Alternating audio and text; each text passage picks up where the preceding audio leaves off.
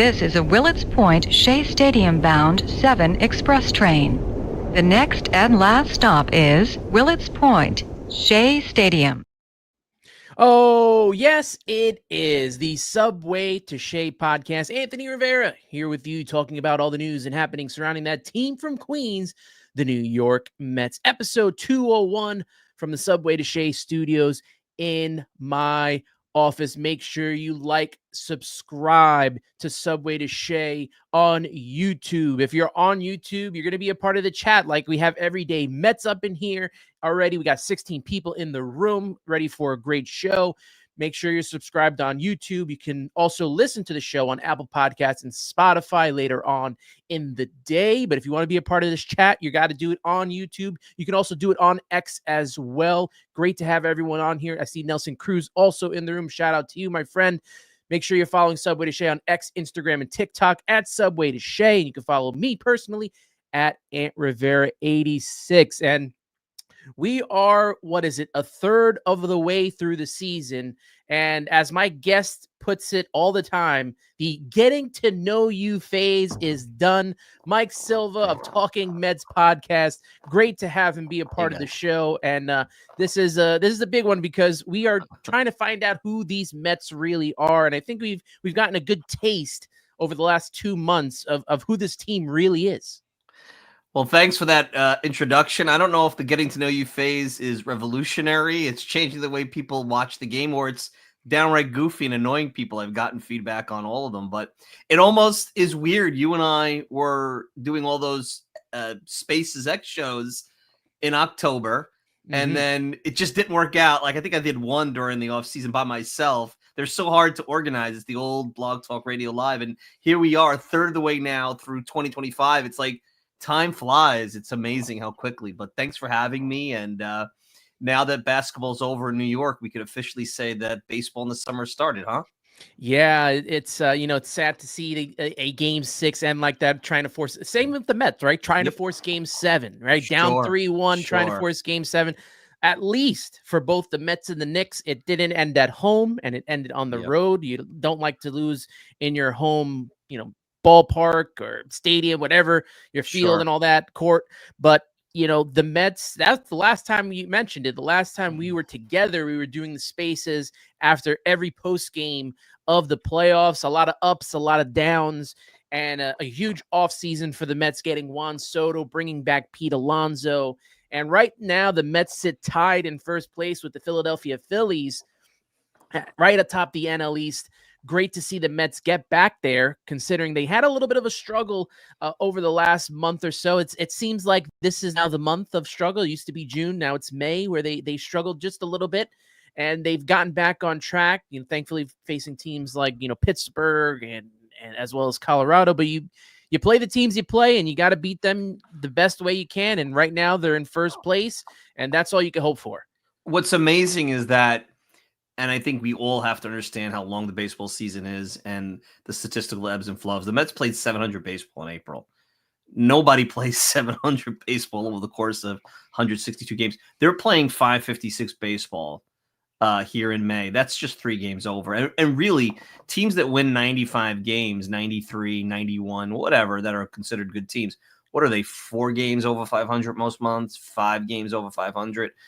They're not even winning 2 out of 3 every time. And look, I'm not trying to make excuses, but that's the ebbs and flows of the season. I think right now, like you said, I think we have a good feel of where this team is. I think where they go is complicated because most of the solutions are going to have to, I believe, come internally. It's actually something I'm going to talk about on my next show. Not because I think there aren't players out there. I don't think that the supply and demand will be there. One, because the wild card is such a lower bar. We'll see what the National League brings. 2, if you start looking at some of the bad teams, including the guys that the Mets are playing this weekend, what do they have you want?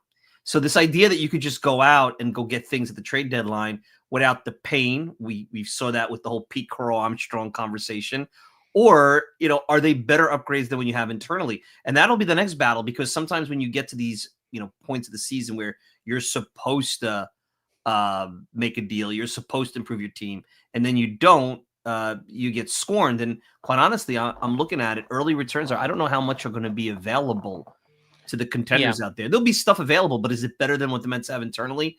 I'm not so sure. Well, before we get into, where this team's at offensively, pitching wise, I'm glad you brought that up because yesterday I was listening to Evan Roberts' Mets podcast, and he mentioned the fact about, maybe it's time to, because of the addition of these teams, more teams into the postseason, is it time to move the trade deadline a little bit, maybe deeper into August? Do you agree with kind Yep. of that assessment? Yep. Absolutely. Because I've said at this point, maybe you do August 15th.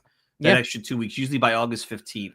I don't like this randomness of like, what is it, the first Tuesday or whatever? Like sometimes it's August 2nd, sometimes it's July 31st. I don't get that. It's always been July 31st.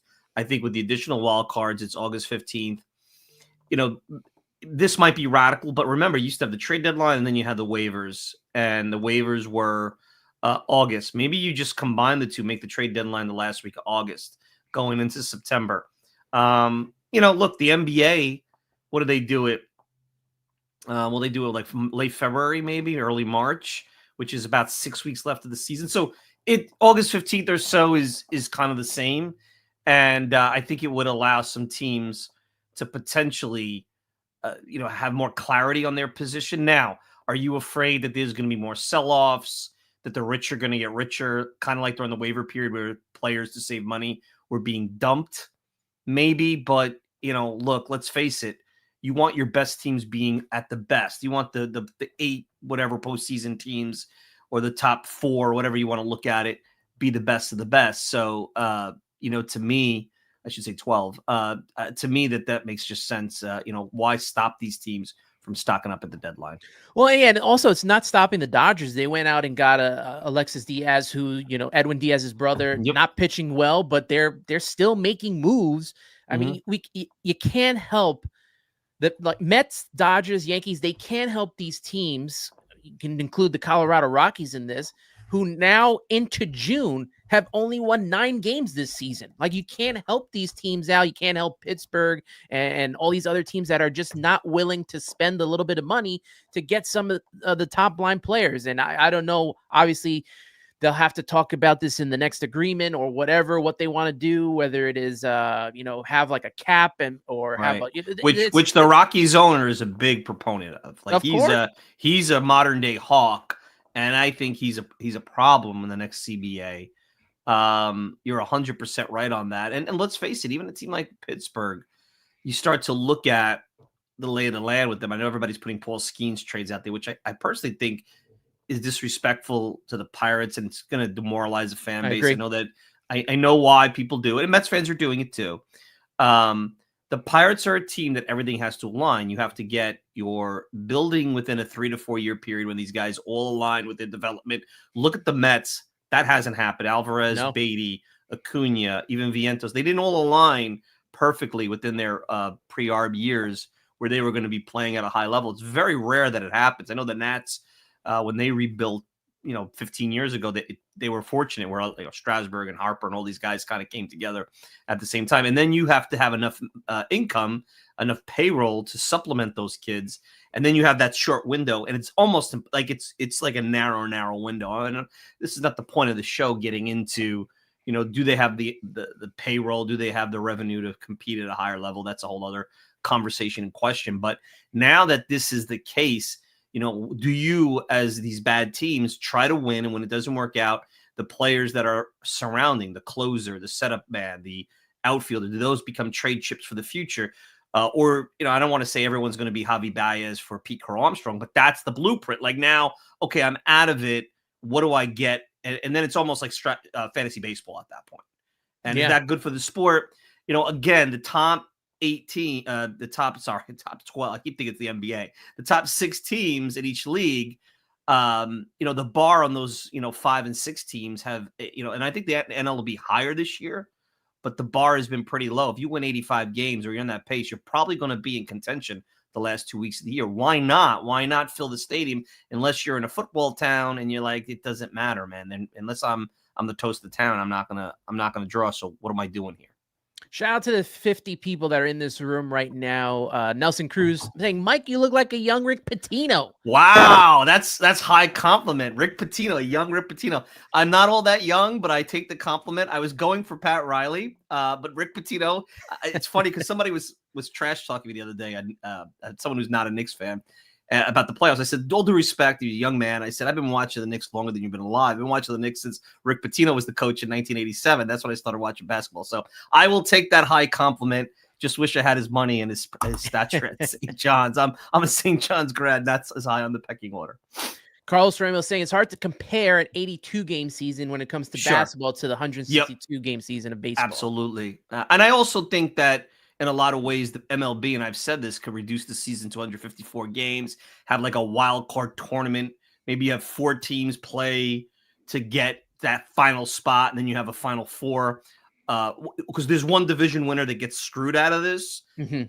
And I don't like that, because if you're going to have any semblance of value to the division, making that third division winner basically a wild card, what's the point at that time? Especially if you have strong first place teams that are winning 95 games. You basically get 3 days. We start with Milwaukee. They got 3 days. You get 3 days extra of postseason. So, this is part of what the Mets are going to be faced. They could have a really good season. They could even finish in first place. Maybe they don't finish with the top 2 first place records.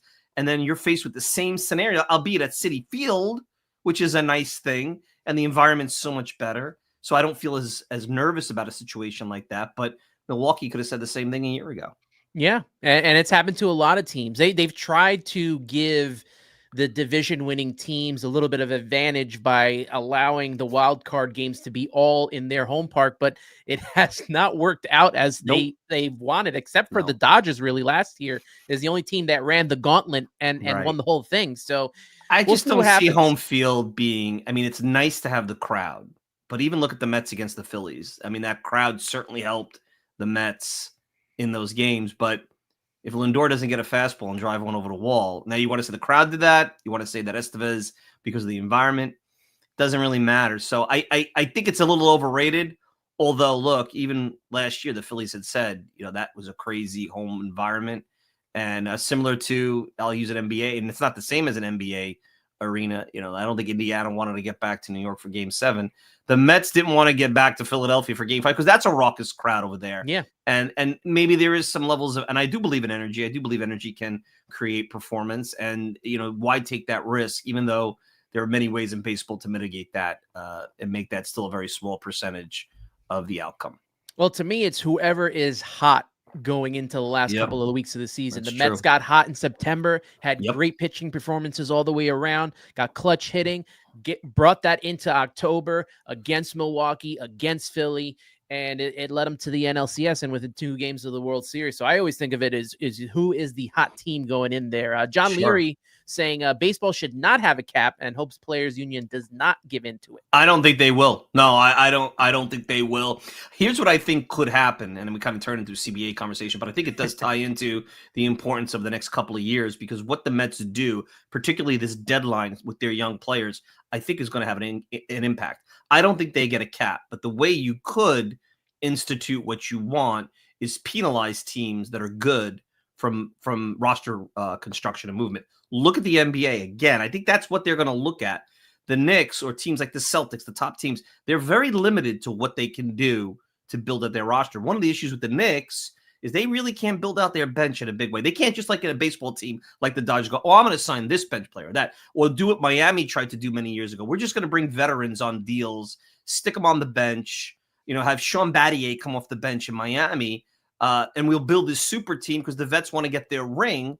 Now, if you want to do that as a veteran, you better be ready to take a serious pay cut. And even as a star in the NBA, you got to take a pay cut. Jalen Brunson took a pay cut to fit this team into a certain, level of talent around him. And in baseball, they haven't done that. Now, if you do that, and I don't think it's just draft picks. See, I don't think that's enough. I think there has to be some kind of way or mechanism to restrict the roster, even if you're a taxpayer, where you can't sign types of free agents. Now, that'll add a salary cap component. In theory, the owners will say, well, now it'll give Pittsburgh and Colorado and teams like that a chance to sign free agents. Well, you just shrunk that guy's market. So instead of getting $10 million a year, he's going to get 5. He's not going to like that. So, it's a very nuanced conversation. I don't think nothing is going to be acceptable. And I think that homegrown talent for teams like the Dodgers and the Mets and the Yankees and the Phillies is critically important because you can't spend, forget Soto's $50 million. You can spend, look at the pitching scenario, look at Snell, look at Burns. How many of these $30 million very good pitchers? Snell's very good. Burns is very good, but they're not Verlander. They're not in his heyday. They're not Scherzer in his heyday. They're not, Cole when he became a free agent. We're having a hard time parsing out elite aces from very good. We're kind of blurring the line a little bit.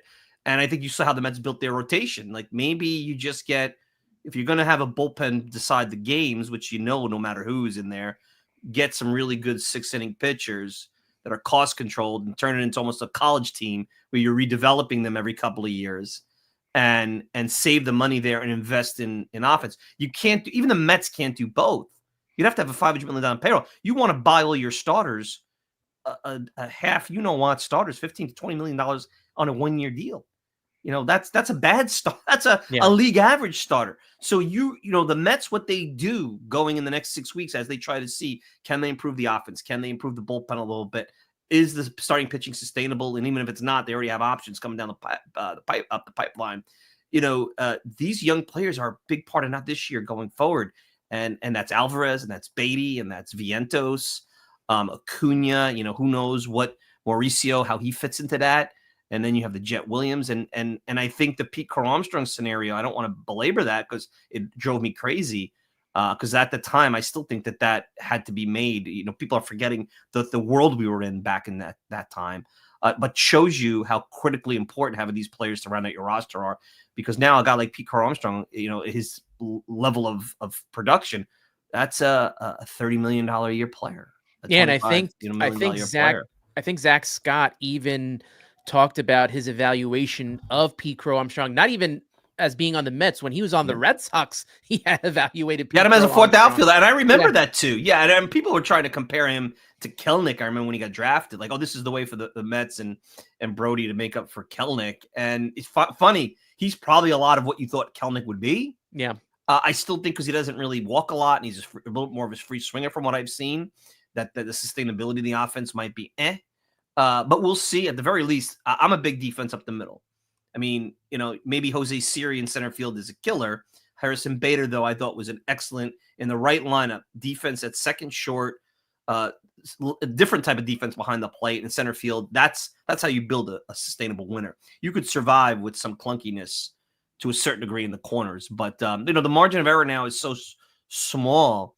And pitching is such at a premium, you really can't give away outs in games. You give away outs, you hurt bullpens. You give away outs, you lose, whether that be by the walk or with bad defense. So, that's what Stearns believes in. You don't have to be interviewing him to know. Just watch how he's built teams his first 2 years here in New York. Yep. And John Larry says, I think Stearns will only spend for the elites. That's why he was going to give that big contract to Yamamoto, considering his age at the time. Then when you pay the next tier, it tends not to work as well when they enter their 30s, like the Nimmo's and Marte contract, kind of not working right now. Nimmo is tricky. Nimmo is a tricky one because he's an elite player, and I know he doesn't feel it anymore. And, he had some serious health issues with the herniated disc and the body in general. Marte was a short-term deal. I can't really get crazy about that. You knew the last year might be, and maybe you thought you'd squeeze 4 out of him because he's still a younger man, but you didn't know that he had the groin issues. So great point. Not sure those 2 contracts are completely fair, but it goes to show you don't need Marte if you have a solid younger equivalent. So that you don't have to go out and sign a guy at 32 years old to a 4-year deal. Well, I even said that the Mets, the recipe should probably be built within when it comes to pitching, because we see how costly pitching can be. All the injuries come from pitching, and then you can buy free agents when it comes to the lineup, offense, and all that stuff. And I think that's the way they should go. And you're seeing them starting to build that talent in the minors when it comes to pitching. The Jonah Tongs, Tidwell, Sproats, all those guys, McLean, another one. So keep building the pitching staff, and all will probably even itself out. And even if you get guys that are like 4s and 5s. I mean, I've always been critical of Tyler McGill. Believe me. And I think he'll get sent down because of numbers when Minaya and Montas get back. Because I don't think you want to piggyback him in the bullpen. I think that's more of a Blackburn, maybe even Griffin Canning. But when you look at what McGill is a guy to give you top of the rotation spurts. And the low bar is he's an inconsistent back end of the rotation starter that's going to have a clunker against a good offensive team, which you saw against the Dodgers, which, maybe to a certain degree, you saw against the Yankees, right? On the road. There's a lot of value there. I can tell you put Tyler McGill as a on waivers tomorrow, he gets picked up like this. If you put Mark Vientos on waivers tomorrow, it's not like the rest of these, that guy stinks. Those Mets fans, look at them on X. Like, why would I? No, there's value there. And I think whether Tong or McClain, I think that's the problem you have with prospects now and expectations of young players.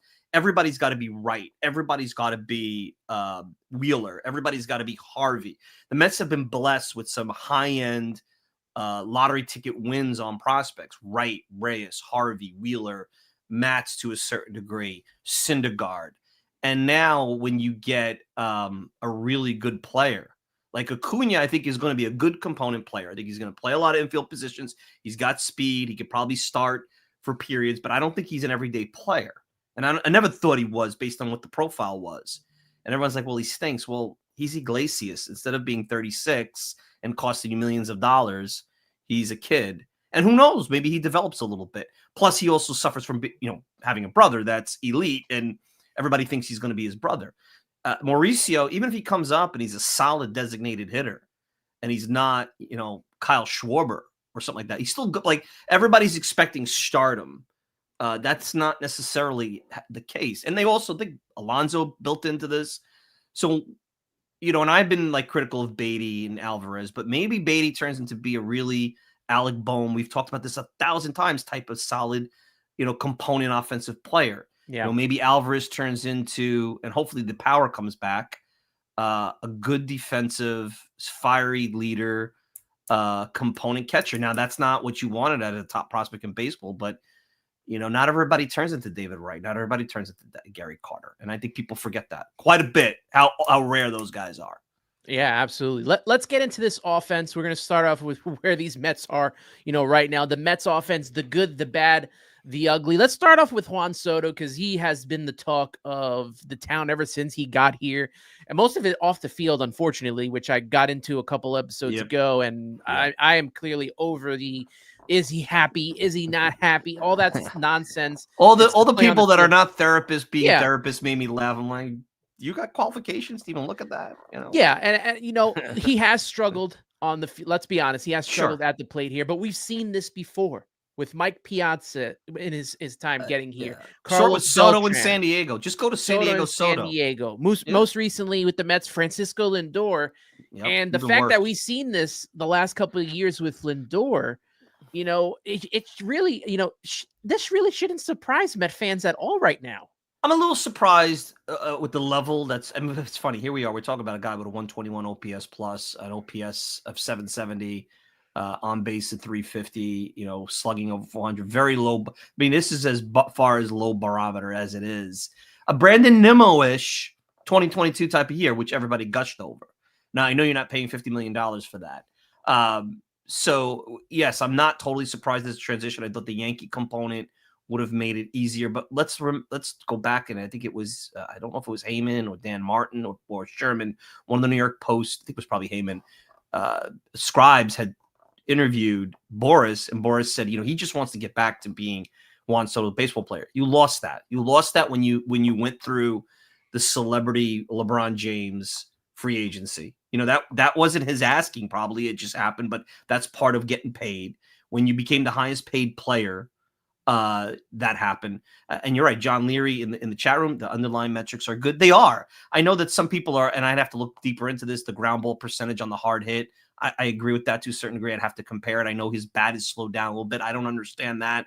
Could that be variability? Is he hurt that we don't know about? Being unhappy doesn't slow your bat swing 2 miles per hour. Come on. My personal opinion with Soto is his timing was off. I think that a junior batting coach like myself could say that from day one. He's been early. As someone who's left-handed, when you're rolling over 4 threes, you're early on the pitch. Your bat's out front, way too out front. And I think the timing situation led to struggles. The struggles led to the off-the-field chatter. And then all of a sudden, he's like, I'm getting paid a lot. I want to produce. And a player told me many, many years ago, when you walk into that locker room after a big contract and now you got paid, like it's the vibe is different. Like you're looked at different. Because now you're expected to earn that, even though you're going to earn it whether you show up or not. You're expected to earn it. So people could say, well, they could just hang out, they could just sit back and collect the check, and who do they care? Nobody wants to go to work and have their peers look at them as a thief or as an underachiever or not contributing. There's a lot of peer pressure in sports, and those that don't care, and that's what made the '92 Mets the worst team money could buy. They had veterans who got paid who did not give a rat's what. And believe me, young player like Ryan Thompson, who's been on social media, who came up with that team, even talked about that. Jeff Kent, who found success later on out of a negative New York environment. That's not what they have here, the Mets. I don't believe that. I think Soto just has to realize maybe this year won't be his best year of his career or his best year of his Mets career, certainly. Just go out and play. Team's winning. And I think the Knicks have been able to give them some cover. That's gone after about a day or two. So they'll get a couple of days of cover. Now it's going to ramp up a little bit. I think it ramped up for the Subway Series. Just go out and play. They're going to make comments about, this is the worst start to Soto since blank. Who cares? You can't change it with one swing. By the way, you probably need 2 months to change it. And that's not going to happen. And I think Boris has talked about that. And, if anyone pays attention that he's done or this is going to be the Boris 15-year contract and they're making those statements today on June 1st, you're just trolling or you don't understand the sport, quite honestly. I'm sorry. I'm just going to be blunt about that. And probably the former rather than the latter is the reason they're doing it. Yeah, and his resume says he will get out of this. I mean, a couple of months ago, we were talking about him being one of the best hitters in all of baseball, this Ted Williams type of hitter. And now all of a sudden, within a month or two, that's all gone. And we're talking about, is he on the downfall at 26 years old? Like, what are we doing? Well, not we. What are they doing? Look, I think that the fact that he defied two major entities in the baseball world, the Yankee fan base and the media narrative, he went against it. They have to find a reason to say the Mets are not worthy of being in this club. Let's face it, because anytime the Mets have gone into the club, they've been there as outsiders in the Omar Minaya era, or even when they had that unlikely run in 2015. They were not in. They were in the Red Sox, Yankees, the Dodgers. Then got in the club. They were in the elite club as a visitor that didn't belong. Now they're going to be there. Now, does that mean you're successful? The Red Sox have finished in last place. The Red Sox finished in last place the year before they won a World Series in 2013. The Dodgers, not in the last decade, they've been very Yankees-esque, where they've used their payroll advantage to sustain even a very low bar of performance on down years. They were bankrupt about 15 years ago. The only team that has had this perpetual winning and the cratering is 85 wins are the Yankees. And I think some of that has certainly been, them. I also think they've been very fortunate at times to be in a division that hasn't always been competitive, that has a mismanaged Orioles team in it, a small market Rays in it. So if the Red Sox weren't there, a Canadian team where there's a conversion, even though the Rogers group seems to have made up that monetary conversion, the Yankees have always been the best, house on the block, even when the Red Sox are good and when the Red Sox aren't. So that gives you a very high probabilistic chance of being good, but that's not why they've been successful 25 years. They've done the things that I think the Mets are trying to do: draft better, build a business. You see that they've been focused on the business side. I think Cohen knows that it's not just going to be about baseball. If you go to that area, it's got to be more. The baseball team is the center. It's the anchor in the mall, so to speak, using an old retail term that builds the universe around them. And I think he knows that that's going to be where they'll become the Yankees and the sustainability of the Dodgers. So that people want to be there, not just because they want to see Juan Soto, because they want to have a great day out. So, I'm not surprised. I think it got really silly. I mean, it was the dumbest 2 weeks ago with the Soto coverage was the dumbest I've seen in this town ever. And I've lived through some stupid crap. I got to tell you. And when Strawberry came back, they threw stuff at him. I go on YouTube and look at Strawberry's return to Shea Stadium in 1991. I think, Carter was part of that Dodger team. Ojeda was part of that team. So there was a few ex-80s Mets on that. And that was a wild night. I remember, I think he hit a home run off of Frank Viola. But it went away. Now, part of that was Strawberry's career went away, but it went away. It wasn't, and I don't remember after that the dialogue being such. Although the Dodgers were having a great season, Strawberry's having a great season, and the Mets were not. So maybe that played into it. But this is just part of being in New York. But this went over the top, especially Kay, and I love Bob Clappish. I'm not saying he doesn't have sources, but I could go get the story I want by talking to anybody and getting their vibe. What's the vibe? I could give you, I'm around Juan. He doesn't look happy. Well, what is that? But the fact of the matter is that even some of the top, well, you could talk about Will Salmon, whoever it is, no one has talked about this. And it's not like they're trying to hide the situation. This is something that they would bring up because obviously, as Kay was trying to do, it's a clickbait thing, right? And no Mets reporter was talking about it. So to me, honestly, they're the ones in the clubhouse 24/7. There's really nothing to it. And it's, just him trying to acclimate himself, trying to get used to, just like Francisco Lindor did in 2021, just like Mike Piazza did in 98, Beltran, 05. This is nothing new here. No, Beltran even had a bad injury that year. If you remember with Beltran, the early 06, he started out like 0 for 12, and then he hit a home run, and Julio Franco had to push him out of the dugout. That was a turning point. Like, people forget that. He was getting booed first week, year 2. So it could tell you how this could spiral. And, I think, look, is they're always like, hey, and the thing that drives me crazy is like they acted like he was a Yankee a decade. Played for the Yankees for 6 months. He was with the Nats a long time. It does, and I went to the front of his baseball reference page. If you look at his San Diego time, and he wasn't bad with San Diego, but even in that 2022 wild card series, he was not a factor. He had a very post-trade deadline. Now, I've talked about that, and that's another warning as we tie into what do the Mets need. When you make these trade deadline deals, especially on rentals, and Soto was more than that because he had time on his contract, it takes time for these guys. You take a guy that's been, especially in the case with Soto when San Diego got him, in one place for 6 years. Family, everything. His routine is set.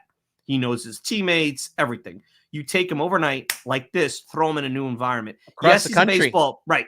Yes, he's a baseball player. Yes, he's expected to perform. But the human element is now all this other stuff I got to think about. Where do I live? What about my family and the kids and this and that? They are human beings. You have a newborn. Imagine tomorrow I took you through 3,000 miles away and said, Anthony, for the next 6 months, you got to do your job right now. Now, you do it, but you don't think that there'd be this lack of focus that tires you out before the game. It would. So I think that that's not necessarily 100% what's going on here, but eventually, he's going to be here at least 5 years. And, if he wants to opt out and play lousy for 5 years because he wants to be with the Yankees, think about it from a business perspective. Who's going to do that? Who is going to do that? You think he's going to get the rest of that contract? You think he wants to sit around for 15 years? And he's not going to get the 50 mil. You think he wants to hear Brandon Tierney for 15 years talk about how, like he's a therapist, like he knows what's in Soto's head? Guy can't even put a consistent thought together. What day in and day out, he's telling you high level, human interpersonal relations. Come on. It was the dumbest thing. And I think now, as the team continues to win, I think that'll be the panacea. Even if his year is off, if they win, the nonsense will stop. Yeah, absolutely. Carlos Ramos asking, I'm not remembering right now, but did Johan, I assume he's saying Johan Santana click instantly, or did he also have a transition period season? Not a transition period season, but the first couple of starts, I feel like he wasn't. Yeah. Even Mike Hampton. Remember Mike Hampton? 2000. Awful. Mike Hampton had an ERA over 6. Yeah. That's, I was thinking about that. You said ERA over 6. And nobody would have thought come late May that he was going to be the NLCS MVP. And he was looking for a big contract as well, and he got it. And, it's just part of it. You adding in transition expectations, variability of performance. And look, he's not been bad. He just hasn't been Ted Williams. And that is what we pay. That's what the Mets paid for. They paid for Ted Williams, and he will be Ted Williams. Now, are there things that maybe we as outsiders didn't realize about his game that now, I didn't know about that about him? maybe he's a little passive at times and taking pitches and drawing walks. But if you go back into baseball history, the great hitters, the Aarons, Frank Robinson, Rocky Colavito, Mantle, look at 61, Mantle and Maris. Look at the amount of walks they got. Now, not all of that was the pitcher pitching around them. Some of that was them just, working the strike zone, waiting for their pitch. And that's a very narrow duality at that point. And I don't think the Mets being a league average offense is everything to do with him. If anything, it has to do with the surrounding players and the inconsistencies of the surrounding players, which include the Vientoses, the Beatties, the Alvarezes. Yep. The vets coming back, the component vets like McNeil. That's where I think the offense, because at times they could have 2 to 3 innings of brownouts because of that, because you've been relying on 3.5 hitters. Nimmo not being the core offensive player, now maybe morphing into a component veteran. I mean, that was maybe something they didn't count on. And it's still, again, we're not even 100 games in. I mean, there's a whole half a season to play. If the Mets started hot offensively and then tailed off in the second half, you would complain, but you wouldn't say they're done because the numbers would be padded and they wouldn't look staring you in the face. 120 OPS for Soto, league average, below league average for Nimmo. It's all a matter of perspective. Now, that doesn't say, and I know that I got some emails, well, you're not addressing the whole approach runners in scoring position. I think Mendoza's talked about that, maybe being a little too passive at times. Stearns too, most recently. If you believe that the struggles of this team have to do with the former Oakland A's third baseman batting coach, the batting coach is a resource. It's like an iPad. It's like me blaming a bad show on my iPad because I didn't read. My iPad is forcing me to have bad information. No, I didn't use the information correctly. That's what they're there for. I had a Hall of Famer tell me that he never talked to the batting coach. I was like, really? Hey, because I didn't know. If I need him, I talked to him. I didn't need him. I mean, now I'm not saying that that's not every player, and I'm sure that I could go up to a player and say, hey, do you want to look at this? But a Hall of Famer like Lindor, if you bring him a concept and he doesn't agree with it, he's not doing it. Yeah. You're not controlling. This is not like school or like your job where your bosses. You need to, that's not how this works. Now, maybe a younger player would be more malleable because they're afraid, because they want to make sure, perhaps. But Francisco Alvarez changed his swing himself. Not because Eric Chavez says you had a bad year when you hit 25 home runs, which, by the way, he did, because he did most of his damage in a month, and he's shown consistently that he has a very poor approach, aggressive. He goes from aggressive to passive, back to aggressive, and he struggles with a breaking pitch. Now he's struggling with hard stuff. So that tells me, he's all over the place. So that's not a hitting coach. That's on the player. The hitting coach is a tool. Like an iPad is a tool, like video is a tool, like advanced metrics are a tool. It's just another tool in the toolbox. That's all these hitting coaches are. Same with pitching coaches. If it's not their fault, right? Like the Mets did this with Chili Davis, right? They got rid of Chili Davis. The offense didn't improve. Right. Same thing. Mark Healy mentioning our friend Mark Healy. Chris Chambliss said, if you can't hit no matter who the manager is. So those are the things. If it's not on the hitting coach, why do they need, like, obviously you're saying for the resource, why they have two of them right now? I think that, well, the coaching cottage industry, the amount of information, I think, has gone overboard. And it's even, if you look at even an NBA bench, I was like, how many coaches the friggin' Knicks have?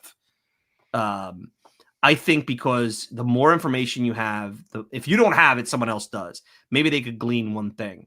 It's a resource. It's like having different microphones for you and I. Do you really need that other mic? Well, this might sound a little bit better when I use it like this. I'm not saying they're useless. And I think with Chili Davis, if you go back and listen to old interviews that Scott had, he had an issue with the way he approached the job, his embracing of advanced analytics. And in Chili Davis, there's a podcast on Brett Boone podcast, actually talked about his work with Brandon Nimmo. And this is going back a couple of years. And how he improved against left-handers, and that Chili had something to do with that.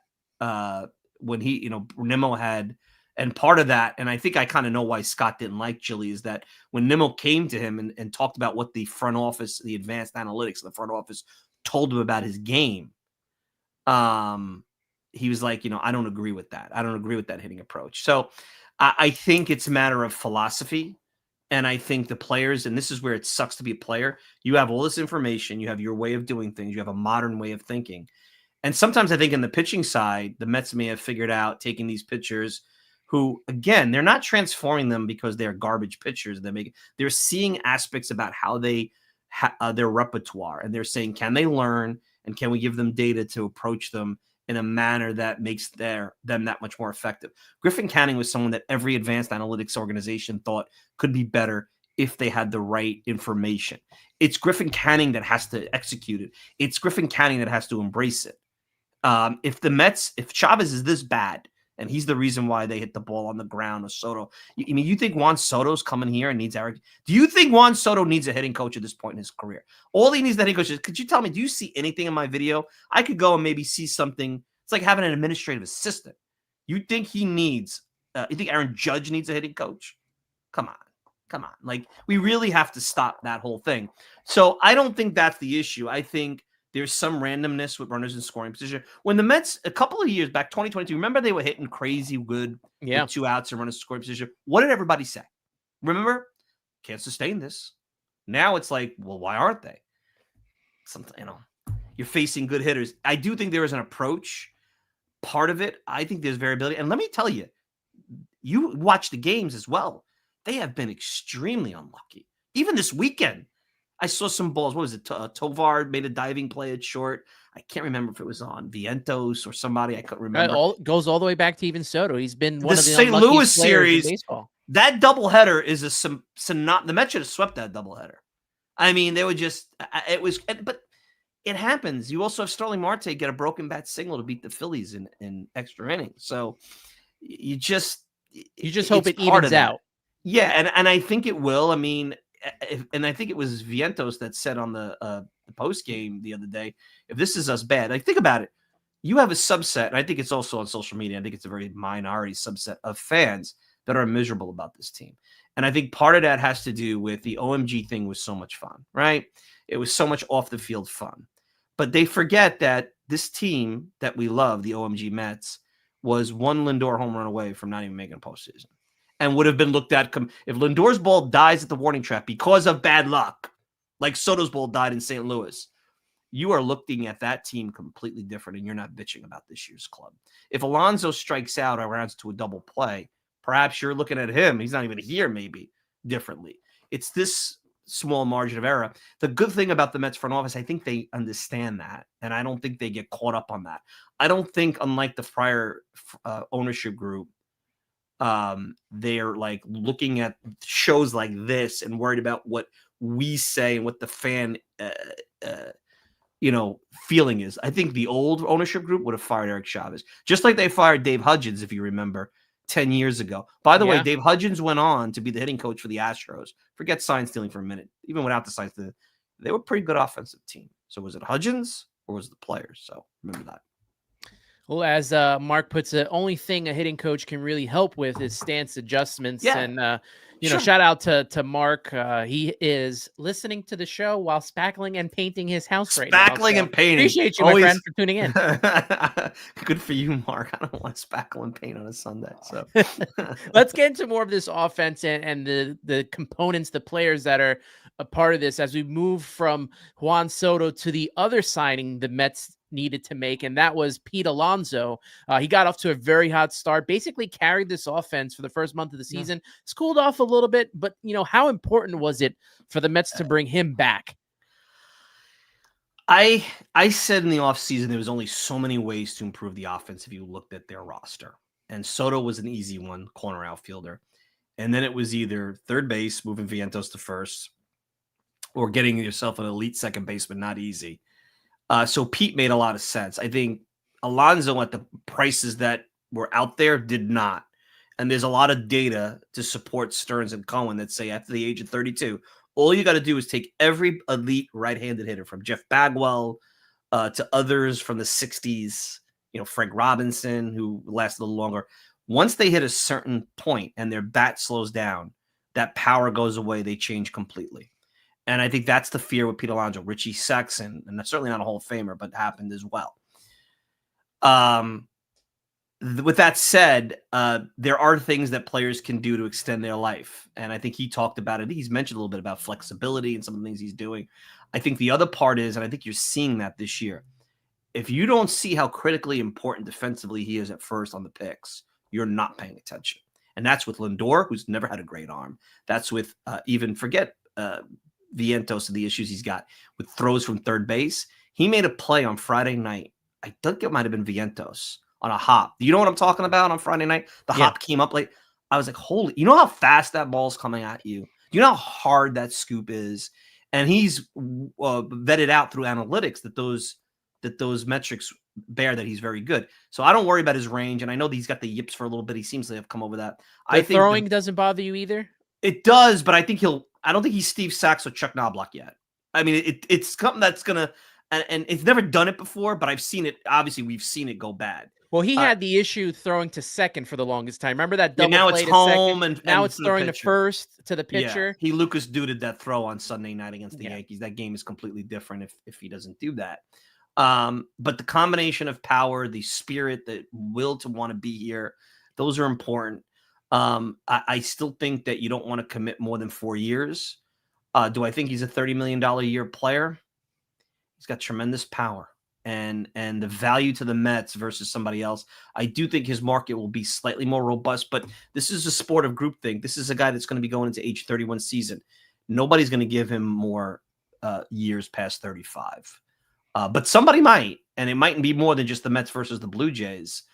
From what I understand, and I think even Bryce Harper talked about it, the Phillies were looking at it.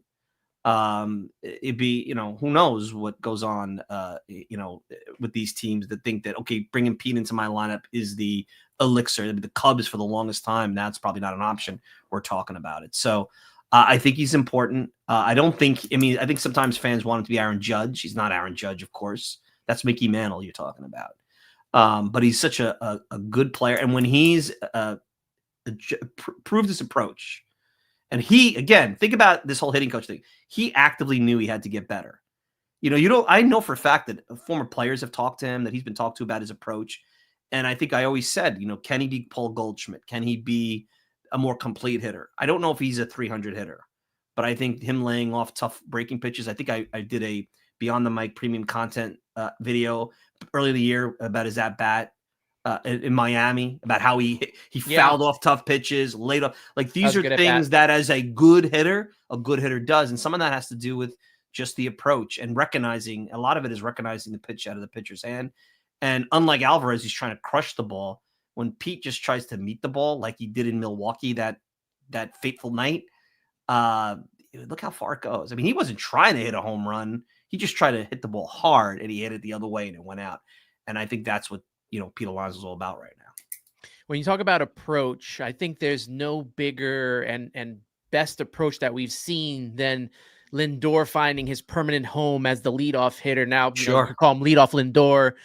He's off to a way better start than we've seen in years past. And he's really, over this past year, really taken to being that leadoff hitter that we all thought, Brandon Nimmo's the guy. You can't move him out of the leadoff. Well, the whole lineup, my whole thinking on lineups has changed completely. I mean, it's funny.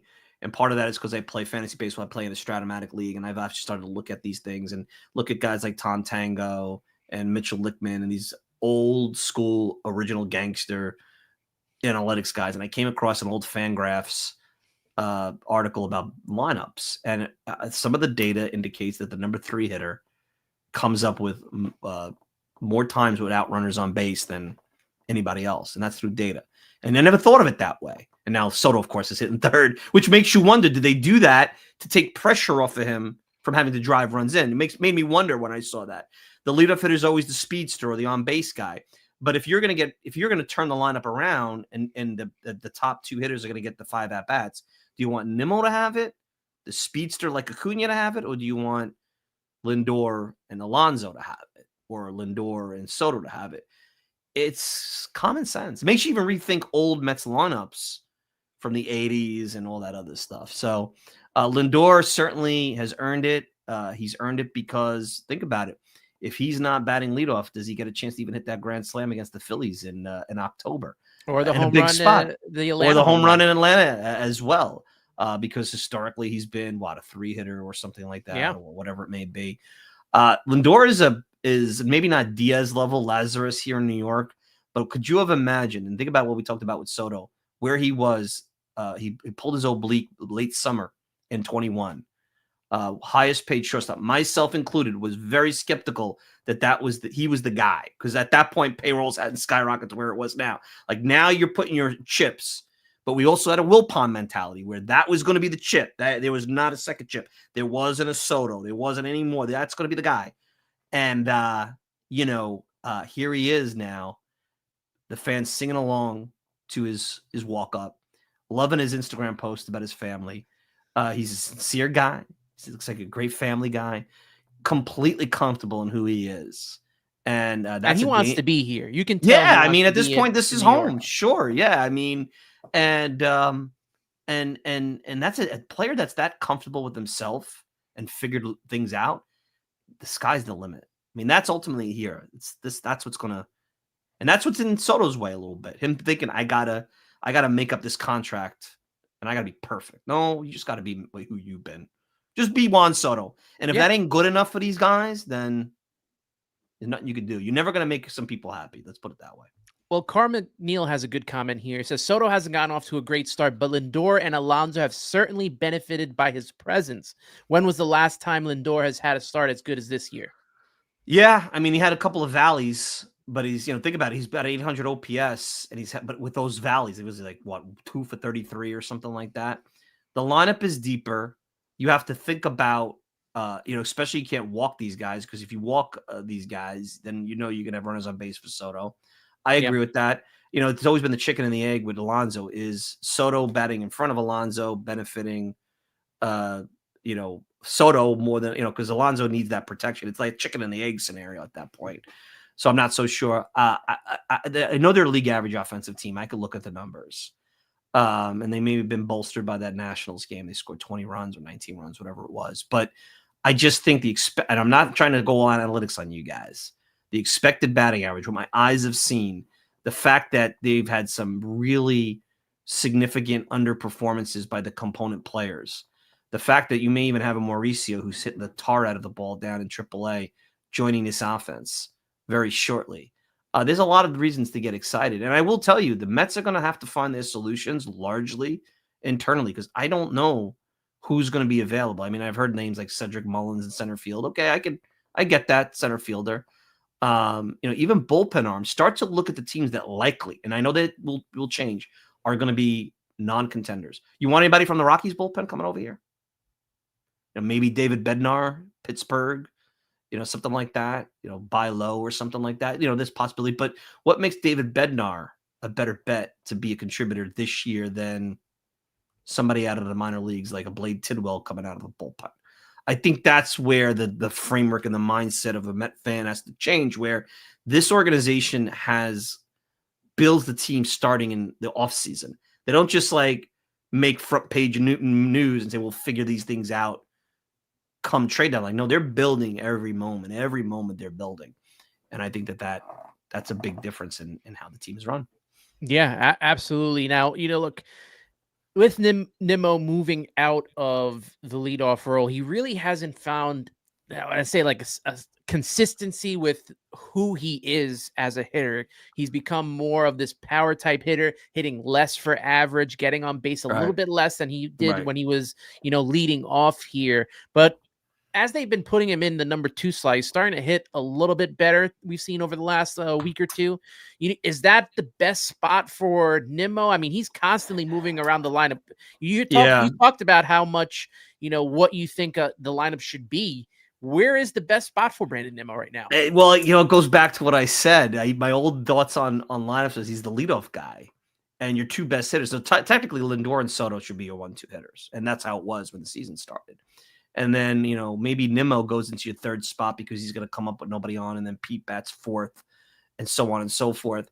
I haven't really and I know I saw some chatter that was driving fans nuts, the lineups. I mean, analytics today, the way the lineups are, because they'll use so much information that we're not privy to, it does drive me nuts. Because back in the day, I could recite the 86 Mets lineup off the top of my head because it was going to be the same versus lefties and versus righties. It wasn't because, they're facing Oral Hershiser today, so Lenny Dykstra is going to bat here. He was going to lead off and stuff like that. But then you look back, maybe they could have redid that lineup in a modern way, and maybe it would have been better. You don't know. Even the 06 lineup. Yeah, the 06 lineup, where would that work? Where, maybe Wright's higher up in a lineup. Does Reyes lead off or bat ninth. What do you do there? There's so many different ways to look at that. But there's also the intelligence, like in a lineup where Reyes was a presence where it was almost like a football team that gets a punt and a kickoff and takes it back for 7 points off the bat and demoralize the team. He would get a single, steal second, either get driven in by LaDuca, ground ball over to third, and then it's 1-0. Before you know it, the pitcher's down 1-0. That's what made that team good with Reyes at his best. Yep. So that doesn't necessarily mean he's the best hitter on the club, but he fit a role that built the offense in a way that set the tone. So you got to look at things a little bit differently than just black and white. I think just adding in the analytics portion and taking it more seriously, because I think there's merit to some of this stuff. I just think that being, too one way or the other has been the itis of the of the sport, and particularly content creators like ourselves. Matt A.B. Ibanez from Till Mets to his part saying, Mets offense, you mean Beatty's offense. And I'm glad he brought up Beatty because that's next on the docket here. How impressed are you with the emergence of what we hope is the Brett Beatty that's here to stay, not only on offense, but defense? I am floored defensively. I got to tell you, I was watching him against the Yankees a couple of weeks ago. I was like, what? And then I saw a play. What was it, against Chicago this week? Yeah, it keeps getting better. I was like, I'm like, every play keeps getting better and better. Now look, defense. Everybody always said son of a coach, good makeup. What bothered me is comments, and I'm gonna, go back to them. He talked about the game being too fast for him, and he talked about focus, and those are death knells for young players. And again, those are things that only they could work on. Yes, you could have a hitting coach work on. Actually, Chavez talked about that himself, how when he came up, I think he made a couple of errors. He wasn't a Gold Glover. He had a veteran pitcher grouse at him on the mound. And he talked, that's where a hitting coach or a coach in general, especially one that's played the game at a high level, could share experiences and say, you're not alone. I had this happen. But here's a guy that looks, I don't want to say Gold Glove, but very good defensively. And the bat the other night, that single he got late on Friday night, I almost for a minute thought, I said, wow, that looked like John Olerud there. Now I'm throwing big names out there, and I don't want to do that. But Vientos always was profiling as a DH.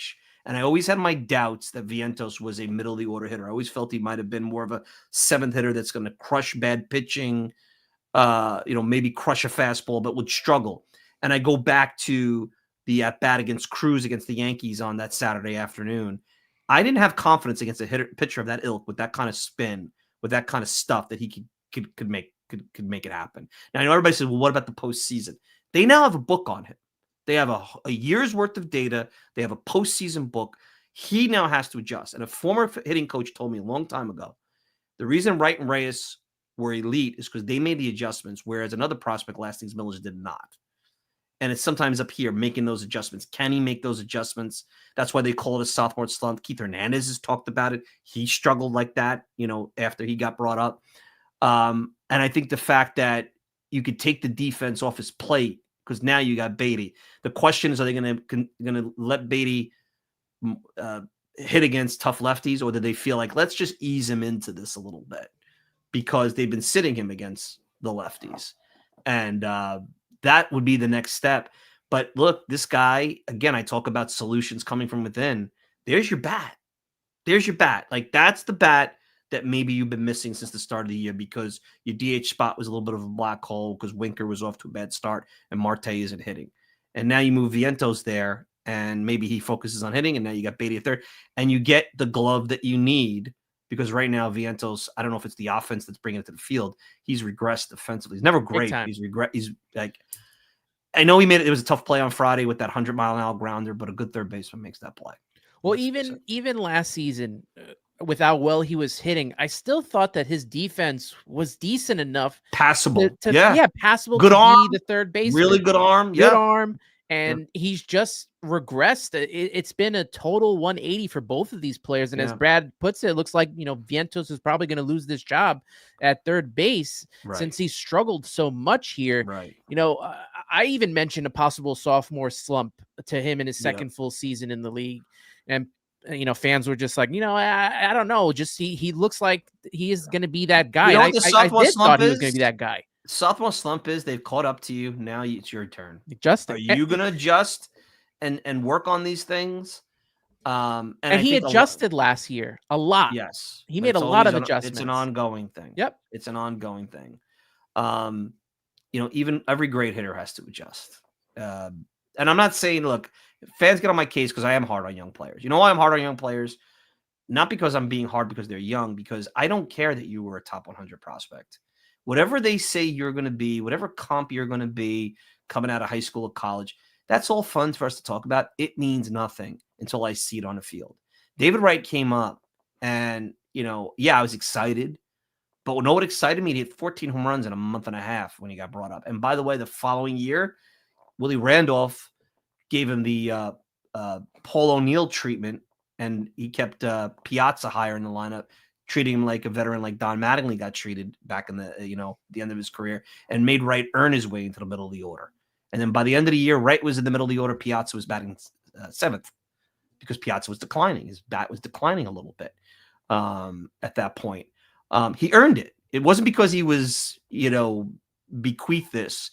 And I think, the same thing when Beatty, I'm giving Beatty credit now because he's worked on things that were critically important, speed of the game and focus to his success.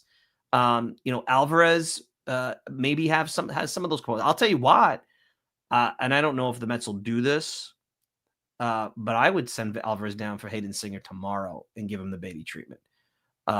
If he's, especially because he looks really lost at the plate and he's working on back. I mean, that Hammond injury, I think, Anthony, if you've followed me, I told everybody I those are serious injuries because it all comes down here. The power and the hitting comes down here, and it takes time to get back to that. I don't want to hear always a fracture. He didn't have any chance in spring training to work on his game because he was mobilized. Now he's coming back and it saps your power. Both this year and last year, he rushed back. Yeah. And I know he wants to play. But if you're going to change your swing and you're going through all these adjustments, and Mendoza talked about it, you got to do that in Syracuse. And if he's a backup catcher that doesn't hit or hits 600, Hayden Singer can do that. And maybe he needs to know that. Maybe he needs to know, by the way, what you do with your top, 5 status, Hayden Singer, who's a nobody, can do that. And by the way, he does it better because he's a better defensive catcher. And he needs to understand that, this could be taken away from you. Beatty saw that. Stuff gets taken away. You hits a home run off of Zach Wheeler, gets sent down. Vientos hit the same thing with Vientos last year, right? Yeah. This thing gets taken away from you like this. And tomorrow, Hayden Singer could be the backup catcher for the next 5 years because you didn't, do certain things. So there's nothing wrong with that. It's not me it's like, well, let the kids play. Well, by the way, the Mets are not the Pirates. They're not developing here. They want to win. And they might have to win 95 games just to eke out a division. Every game counts. So while this guy's trying to figure stuff out, the veteran for $100,000 that was on the scrap heap, whose career was in the abyss, he figured it out. Like, someone's there to take your job. Like, remember, everybody's fighting not just for playing time within the scope of their team. They're fighting for their careers as well. Well, if you remember the month of Torrens and Sanger, it just felt like everything was very tight. Everything was very pristine when it came to the behind the plate. Forget even about the hitting of Francisco Alvarez. His defense has not been great. A lot of pass balls, a lot of wild pitches have been very costly, giving up a lot of runs. And that was the case last year. I think we talked a little bit. Listen, Anthony, if I remember correctly, we talked about it during the spaces during the postseason. I actually advocated for Torrens to play more in early September last year. I saw these things. Again, I'm not trying to be a prospect hater. I see a guy that's trying to figure himself out offensively. Am I a power hitter? Am I a complete hitter? Who am I offensively? He's learning that unless you get thrown a fastball in the happy zone as a power hitter, and you won't by big league pitchers, unless they make a mistake, and they don't make that many mistakes, you won't hit the ball out of the yard. And his, as much as he's put work in with framing, which might go away with ABS, and the pitchers like throwing to him. Remember, even if ABS comes in, pitcher needs to feel good throwing to you. They need to feel there's a rhythm, and we've heard good things about him in that sense. But these are things that are replaceable, and you could find someone else to do them, like Hayden Singer. So I think if you look at Beatty being on the good side. I think Alvarez is on the not so great side. But again, Beatty, Vientos, and then I'll throw Mauricio and Acuna in there. There's your answers as we try to figure this thing out. Where I think that's your trade deadline. If they come through and you get 3 or 4 of those guys, all 4 is a home run. I don't expect all 4 to be exactly where you want them to be. I think Acuna settles into a backup role. I think Alvarez I'm very concerned with. I think the year might be lost. I think I'm not ready to give up on Vientos because the underlying metrics, he still hits the ball hard. And is Beatty for real? I mean, that's who he was supposed to be. So it's not like he's out of nowhere. Let's put it that way. This is what the Mets expected and what you had heard about him and his makeup and his future potential and what have you. Yeah, I've been thinking over the past week or two, is I don't see a big trade deadline heading the Mets' way. Nope. It's going to drive. It's going to be. It's definitely going to be from within. It's going to drive the fans nuts. Yeah, I know it's going to happen. Oh, this is Stearns. He's going to, you can't hold these. Look, you can't hold the general manager in a back room hostage and demand the player. You then can't say you don't like the Pete Armstrong trade 4 years later and then get mad that the Mets don't fling a deal. Now, I like how they see, well, he got sent to the other team for X, Y, Z. You don't know how teams evaluate and value prospects. Front offices are not reading the pipeline guys. I know they talk to the prospectus guys. I know there's so much. The dirty little secret is prospect journalism is political. You think you're going to get information from a scout or an agent or front office type if you take their prospects and dump on them on your publication? Come on. You know how that works. So you're going to always get I'm not saying they're lying. They're massaging this to be something that is entertaining. That's not how front offices run this thing. They know what this is all about. Before we wrap up on the Alvarez talk here, Stanley Babbage saying Torrens needs to start more. And if you look at, even on Baseball Reference, top 10 in WAR for the Mets, Luis Torrens and what he's provided, even in the last month, has been very strong in the games that he's been able to get into. So that's been great to see, even with the struggles of Francisco Alvarez. NJ Doc 18 saying, I think that Alvarez is an indictment on Chavez as opposed to anything with Soto.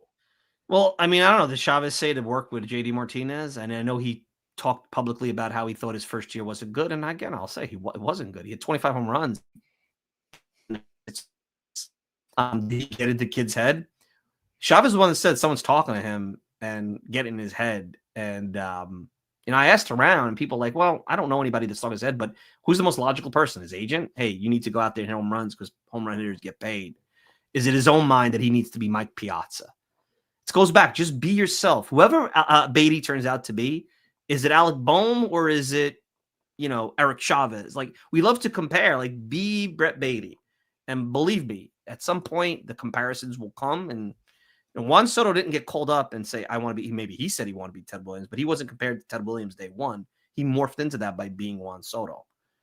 So that's kind of how I think. I mean, the Chavez thing just. If he's not following a process and putting the work in and providing the information, then he's going to get fired, just like Chili Davis got fired. I think Dave Hudgens was a scapegoat. I don't think Sandy Olson ever wanted to fire him. That was coming from the owner because the fans and the media demanded it. David Stearns and Steve Cohen don't care what I say. They don't care what Anthony Rivera says. And honestly, guys, I'm going to break your heart right now. They don't care what you say. And the biggest thing I'll tell you is if you listen to the fans, you're going to be sitting with them because you're going to be unemployed. I understand we're all in business in our other lives and we got to listen to our customers. By the way, even if my other businesses, if I listen to everything my customers want, I'd be poor because I'd be giving this stuff away for free at a price that I can't sustain. So sometimes you got to tell your customers, your fans, hey, I got this. And then if the product doesn't work out, you take accountability for it. That's it. It's as simple as that. I think the Chavez thing is just a talking point that fans have to find someone to blame. Just like now the Knicks fans are going to find somebody to blame. It's Thibodeau. It's Thibodeau's fault. Thibodeau was the reason why they had 18 turnovers last night. Thibodeau's the reason why, Karl Anthony Towns doesn't drop back on defense, right? Because that's what Thibodeau told him to do. Throw the ball around the Gainesfield arena. Come on. Come on. We got to stop that. But then it spirals because then the talk radio picks up on it. Guys like you and me, we need to fill content time. It's a topic of conversation, but we're all guilty of this. Sometimes you got to take a step back and say it's on the player. Just like Beatty improved, Eric Chavez didn't improve him. I'm not giving Eric Chavez credit. I'm sure he provided him information and helped him because he's got a wealth of experience. It's up to the player. And if you don't like what you're being told by a hitting coach, then you think in the offseason they're calling Eric Chavez. They probably got their own guys they're talking to. I want to get into Luis Angel Acuna with you real quick. A couple of comments here in the chat that I just marked up here. Carlos Ramos saying Acuna will never be Ronald, but he does have more upside. The problem is that the only way he will improve is by playing more, and that, for at least the present, looks difficult. And also following that up with Stanley Babbage saying send Acuna down to the minors to get more playing time. Yeah. Now, he's had his ups and downs at the plate, but has been great on defense and very speedy on the base pass. Where we talk about Alvarez costing the Mets runs behind the plate and with the defense, this guy has been getting the Mets runs with his speed on the base pass. Is that enough to keep him in the show with, Ronnie Mauricio lurking around? I think Stanley makes an excellent point. He may need time. I don't know if AAA, and I made that comment, I think Lindor talked about it, where he was bored at AAA. Does he have anything left to prove? Does he need reps? Mauricio coming back potentially is interesting because I wrote about this on the premium content. You have Marte, you have Winker that's going to come back. Okay, you could send Jared Young down, but you've got Acuna. I don't know if you could have Mauricio and Acuna on the same team. I don't think so. And I don't know if Mauricio could provide you because, okay, now Beatty at third and at second, maybe that's your defensive replacement. You have McNeil and everything. But, I'll tell you what. I'll tell you how elite Acuna is defensively. I was sitting behind home plate that game against the Pirates where the Diaz got the save with the ground ball up the middle. I'm going to tell you guys, I watched that on TV and I was behind the plate. That had single written all over it. It was as soon as that was it, I was like, there you go. And I look up, and there's Acuna, and it's out. And then on TV, you hear the announcer. It looks like it was not a routine ground ball. That was tremendous instincts and range. And you don't necessarily just get that from any backup utility infielder. I'm not saying Mauricio can't do that, but I don't think that's what he is. So I think he's going to provide a very valuable component. I agree that working on his game, but also it's also been proven that he's not into the whole AAA thing. Is he into going down to AAA and working? Is he going to get better against 4A pitchers? They may think, hey, whatever he does get, the time with the big league club, that's valuable. And I think Mendoza has done a good job of working him into the lineup. As you get later in the year, if McNeil's hitting with an 850 OPS, probably that's going to get harder. So I think that's a debate for us. The team probably knows better at this point. It's like, does Beatty need AAA? He got sent down because of numbers this time. You know that. Now, Alvarez might need it just to get away from expectations, not because he's going down there. He has to learn how to hit bad pitching.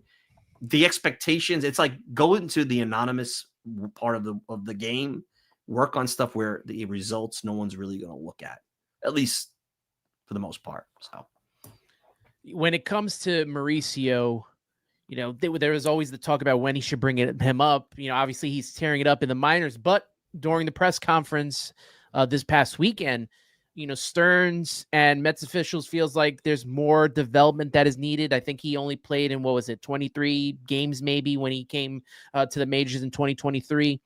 Needs more reps, and he still has not played. This is very important. He's still not played more than 2 consecutive games in a row yet. So that's a big deal with this Mets team that constantly is rotating out players. I don't think you'll see him until he can check some health boxes. I don't think they're as desperate for offense as the fans are. I think that the more he crushes bad pitching at AAA, the louder the call will be. But to your point, there's probably other check boxes they want. He had a serious injury that he hasn't really healed well from. So, I think that they want to make sure that, he's all hitting on all cylinders health-wise, not because they know he could hit at the big leagues. They're not looking at that. I think they have a very interesting roster crunch. They have some lack of versatile players like Winker and Marte that provide veteran leadership and potential upside with their resume. They have a young player that they desperately need with versatility to replace Iglesias and Acuna.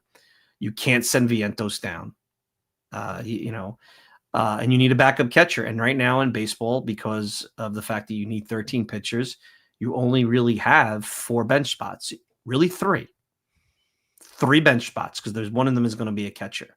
and you have Mauricio, you have Acuna, you have Vientos. I mean, you're in, and right now Jared Young is easy, but when Winker comes back, where does Mauricio fit in now? He's got options. Where does he fit in? And I don't think they want to yo-yo him in that sense. So when he comes back, I wouldn't be surprised if he's an all-star break guy. I really wouldn't, unless the offense is so down that they need to give it a jolt to a level where, hey, we need to just bring somebody in hits the ball hard, and we'll take the pressure off of the narrative that, Soto's unhappy here or something, which I think that's starting to die down anyway.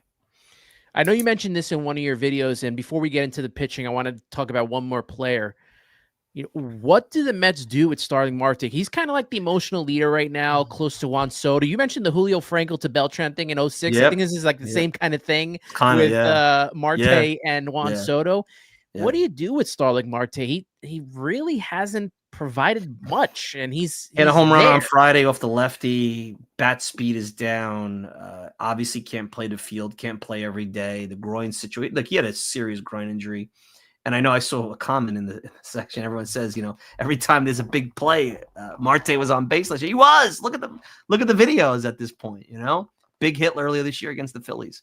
I think he's a guy that's going to be a casualty of the modern game. I don't think you could keep around a veteran guy like a Julio Franco who doesn't necessarily provide you. I mean, Julio Franco was a good pinch hitter with the Mets, but he was starting to show serious decline later in his tenure there. But they kept him around because you were able to back then keep a bat like that around because you didn't need 13 pitchers. Now you need 13 pitchers. So he might be a casualty. I think somebody had mentioned in my comments section over at Beyond the Mic, Phantom ILM. I mean, I'm sure there's something going on in his body that won't make that something that you'll lose your job like Billy Epler. I mean, geez, any MRI, any blood work, anything there's always something you can point to that legitimately could put you on the injured list. Let's call it like that. If you're phantoming it and you're getting caught like the Mets did, then you're really botching that thing. I think that's the only way he saves his job. It will be very interesting because we don't know truly how important he is in that clubhouse. And I think Stearns already saw with the Josh Hader deal how clubhouses can get off kilter. And that's going to be a tough call. Winker's going to come back and take Jared Young's job. That's an easy one, right? Where does Mauricio fit in? It's got to be with Marte. It has to be. And then the question is, how important is Marte to that clubhouse? And does he have anything left against left-handers? Hitting off of Kyle Freeland helps, but so far the metrics and everything that you've seen of him, even your eyes, indicate a guy who just doesn't really have the bat speed anymore to compete at the level that made him so important in 2022. This is a great comment by Michael. I hope I'm saying this correctly. Warshaw. Mets are being careful and smart with evaluating guys thoroughly, with Stearns not trading impulsively. And we've seen it in the past, previous GMs and the trading. And, you could talk even about the whole thing with Zach Scott and Pete Armstrong, all of that stuff. But the Mets, they have been evaluating their players, not like they have done in the past. That's again, I go back to what I said earlier. They're not going to listen to you guys. They're not going to fire a hitting coach because the media wants it. They're not going to make a trade at the deadline because the media says you have to make a trade at the deadline. They're not going to sign someone in the offseason because it's the Yankees made the back pages by signing guys. They're going to sign the right guys. And Stearns even showed that last year. The team's 10 games under 500. He stayed true to himself. I was impressed because I was waiting for him to crack. And he didn't pull the trigger on a fire sale. He stuck with it. He stuck with his plan. He said from the start he believed they were a playoff team, playoff contender. Everybody laughed at him. They know what they're doing. They understand. Like even with the pitching this offseason, a lot of criticism. Why didn't you sign Blake Snell? Why didn't you sign Corbin Burns? And unless you're going to get those guys on value deals, which Stearns has talked about, he didn't want to give 7 years to a guy that right now he's not giving you anything. Glasnow, not giving you anything. You just can't have all this dead money and roster spots for pitchers that are not going to be on the field. So I think that comment is very smart. And I think that's kind of where the divide is going to be from the marketing and the media and the fans that want things done because today is the deadline. I want to feel good and be entertained versus that's not necessarily right for the club. Because if winning is boring and winning methodically is boring, and that's what the Mets are doing, they're winning a bit methodically. Well, that's what this is all about. Like winning with all flair and dramatics is obviously fun, but ultimately you want to win a championship and you want to be successful. And you do that with good players and entertaining players, but winning becomes fun just because winning is fun. I think anyway. We might not think of it as a big deal at this moment in time, but the fact that Stearns had to replace his two big lefties and AJ Minter and Danny Young both getting hurt and bringing in this Jose Castillo, who's pitched very well. Yeah. The first Who I couple of looked at the games. numbers, I'm like, what are they doing with this? I Yeah. figured he'd be a triple guy, and he's got a good slider. Even Keith was talking about that. They know how to identify guys. They like sliders. They like ground ball pitchers. I think they're starting to kind of figure out the walk thing. Yep. That's what really drove me nuts last year. What's really funny to me, Anthony, is that I've heard so much about the hitting coach, right? I didn't hear anybody complain about the walks last year. As a matter of fact, people got mad at me for bringing up the walks. I'm like, this is going to be the undo. And was it not in the Dodgers series? Absolutely. I kept telling you, I said all year, they cannot win at this pace. They cannot win. Look, maybe I'm an old fuddy-duddy, and I'm like 3 walks per game is bothersome to me. And I understand that you don't want to strike out 3 batters per 9 and walk nobody because that means that you're going to be giving up a lot of contact. But you cannot walk the same level of batters that the Angels and the Rockies and these 100-loss teams did, particularly out of the bullpen, have runners on base all day. Look at even Buto yesterday. He got himself a little bit of trouble. And against a good team, the walks yesterday, the Buto and Senga did, that could have been a 7-6 game in a moment. This is not like 35, 40 years ago. Everybody in a lineup could hit the ball out. There were parts of a lineup back then that you could just say, all right, that guy, he's hitting 1 home run. With Willie Randolph hitting a home run to tie a ball game or to give a lead back in the late 80s, a big loss the Mets had. That's an anomaly. Like, what are you going to do? He got a hole in one. It happens. But now that's expected because everybody can hit the ball out of the ballpark. Walks kill, man. And everyone's complaining about the hitting coach. Oh, I saw more hitting coach comment than the walks, and I was the only one talking about the walks, and then people get mad at me. They told me to shut up, and I finally said, okay, well, I told you so. Well, and I wanted to be wrong. And I was more wrong than I thought. They shouldn't have made the postseason with the way they walked the ballpark last year. That's why there's nothing that this team has done on the negative side that really bothers me, like, because I think it's all variability and not something that's going to be luck. Bad luck. Like the walks are self-inflicted. I didn't see a path to improvement because that's who these guys were. And I watched them. Like, they're not throwing strikes. And they're not historically guys who throw strikes. And Stanek is one that's on the roster and has improved a little bit on that way. Budo is a guy that's always walked a lot of batters. Now they have guys that seem to, have, even in the starting rotation, have gotten a lot better with that.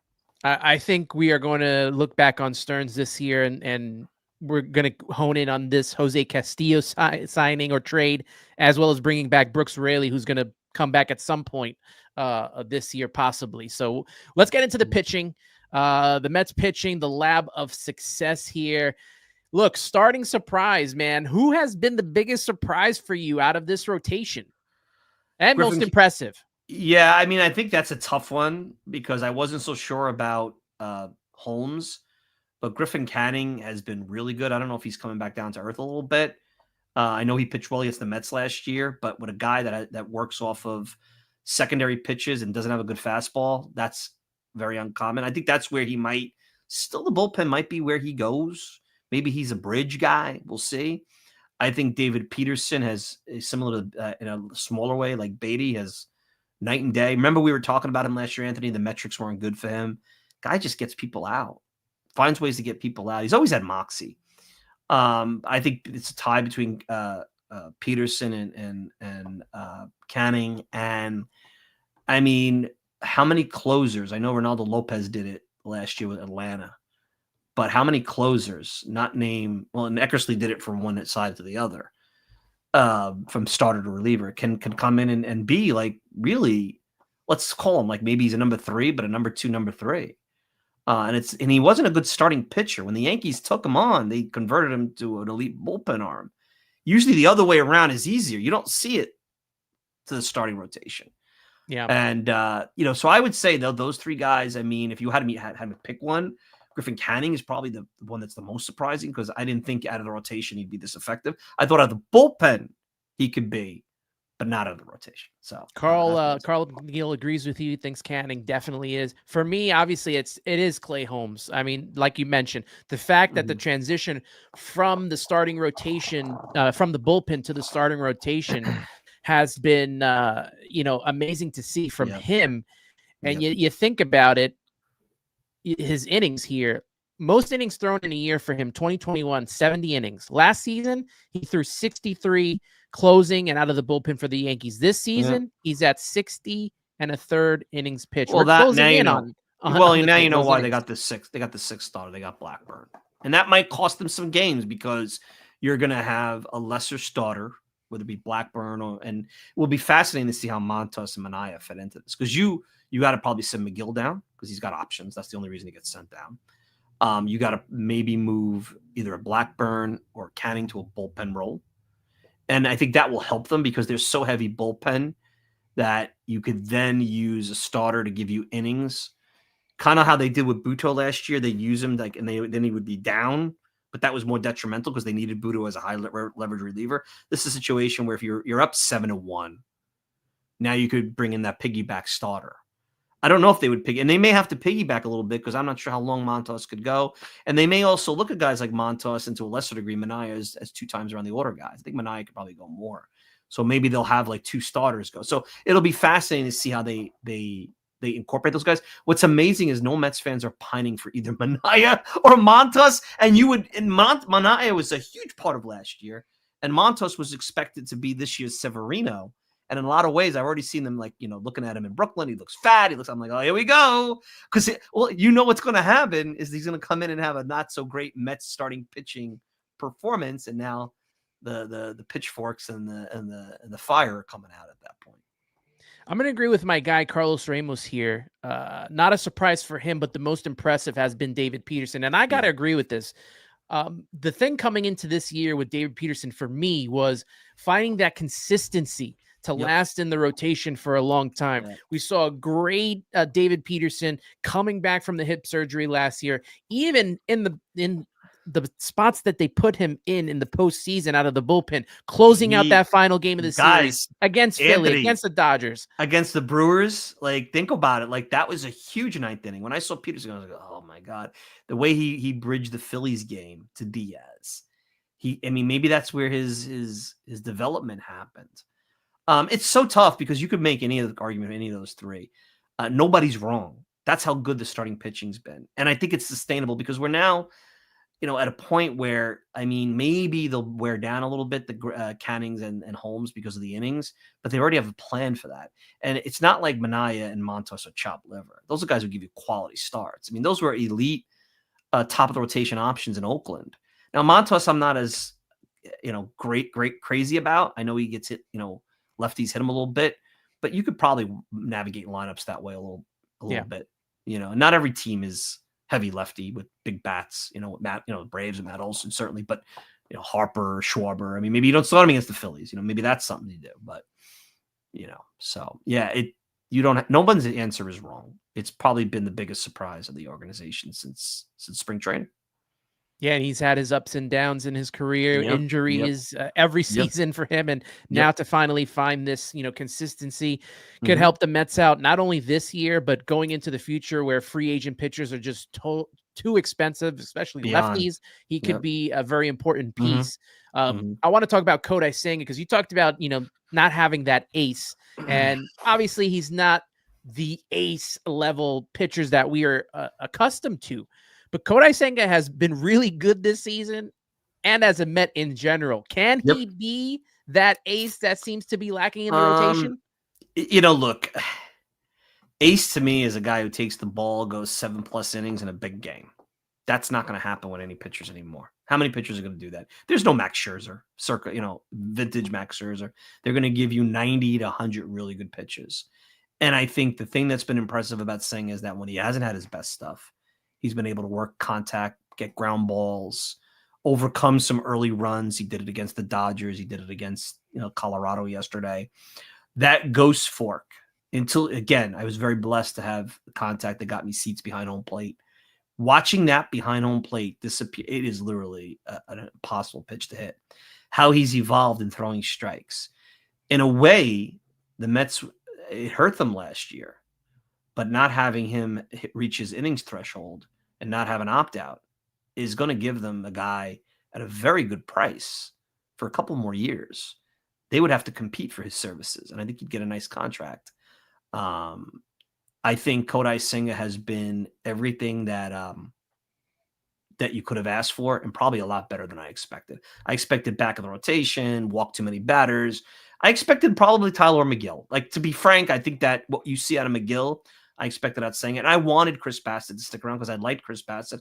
I know he spit the bit in Atlanta. We both did. and he didn't pitch well against San Diego in the postseason. Now, I know he's a little bit more hittable than you would like if you look at the hits to innings, but he's a guy that's going to give you innings, and I think he's got some moxie. And truthfully, if you told me, could you acquire a pitcher? I don't know if Bassett's available. I don't know if Toronto would sell him. He would be a guy that I think, and I don't think that that's where the Mets are going to go because they already got, knock on wood, injuries could happen and that could change overnight. But Kodai Senga, I was wrong. Billy Epler was right. Kodai Senga was a better play than Bassett.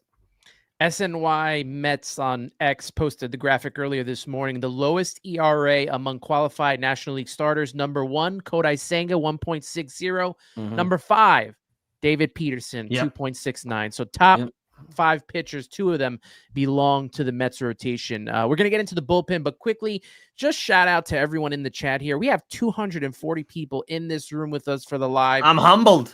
It can't be because of me. It's got to be because of you. They like you. They don't like me. It's all the Talking Mets being on here. Make sure you're following Mike on X at Talking Mets No G. Yep. And subscribing not only to the podcast but the Substack newsletter. Has great content coming out. Just give up 1 cup of coffee a month. It helps me fund a microphone. I'm not going to Turks and Caicos on the money. Trust me on that. I wish I was. I'd be honest. I'd share the wealth, but Anthony and I are not getting rich off of me. I can tell you that. So make sure you like this video. Make sure you subscribe. The other day, I think I bought I didn't even think. Sometimes you don't even the way the cost. Somebody was complaining about Subway sandwiches, like $17 now. I haven't had a Subway sandwich. I used to have them all the time in 10 years. But I got to tell you, if Subway's at $17 a pop, you need to do a lot of advertising dollars to pay for a Subway sandwich. When it comes to Talking Mets, we do this because we love it. Passion of love. We love it. We love having the fans. Yeah, talking with the fans, whether it's through here, whether it's through the spaces, we appreciate it. Like I said, you could subscribe on here on YouTube. This is where you're going to get the chat live.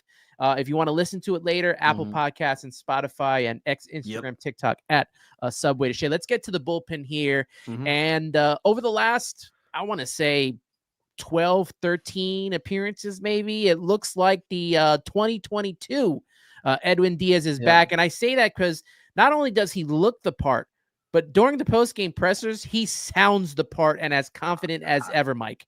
Yeah. The Aaron Judge at bat might go down as the turning point because that's an elite hitter. An elite hitter that couldn't get around on his if you remember that at bat, the fastball he missed, right? Yeah, just missed it. Just missed it. But that's what happens when you throw hard. You just miss it, right? He doesn't have to throw 101 to get people out. It's about location, and it's about throwing strikes, particularly against left-handers, which he was always so good at until last year. The best news out of that bullpen, with some of the thunderbolts they've hit with Minter going down, to a lesser degree, Danny Young. You can replace Danny Young. Minter's a little harder to replace. Is that Diaz is back to being Diaz, and he's not scared. At some point, the whole, you can't win a championship, which I've talked about Edwin Diaz because he's a heartbreaker. And he did some of that, at times last year.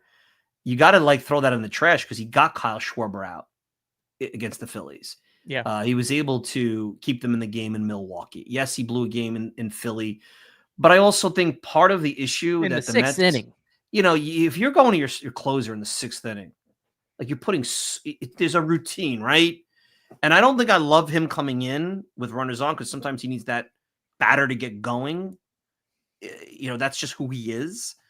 If you set him up for success with some solid bridges to him, right now you're going to get really 18 outs or really a high level of 18 outs out of your rotation. You're going to get 3 at the end at a high level. You really need 6 outs. You as a executive should be able to find quality in those 6 outs. And I think that's where last year the walks came into play and everything like that. So I don't know if Reed Garrett is that answer. I think that I still have to see. He was one of my breakout candidates, and he's certainly been impressive. Ryan Stanek makes me a little nervous, to tell you the truth. Huascar Brazenbone, I think, is, again, like Reed Garrett, interesting. But I think what they need there is they need that lot, and that's what Minter was, that experienced veteran arm that is closed, that's okay with not closing, that can close when he's not available, Diaz. The guy, and I don't think they're going to sign him, but the guy they brought in a couple of years ago, David Robertson, was perfect. That was what you need, a David Robertson type. Now, I'm not sure David Robertson's that pitcher anymore. You need a David Robertson type. Now, is that guy available? See, that's, again, when you start looking at the bad teams. Yeah. Felix Bautista in Baltimore. Kyle Finnegan, who maybe the Nats aren't as bad as we think, so maybe they're not going to be sellers. Bednar, okay, maybe. Can the Mets bring him over and do something with him there? That's a name I'm thinking about. Can they? But you even talked about like from within with the hitting.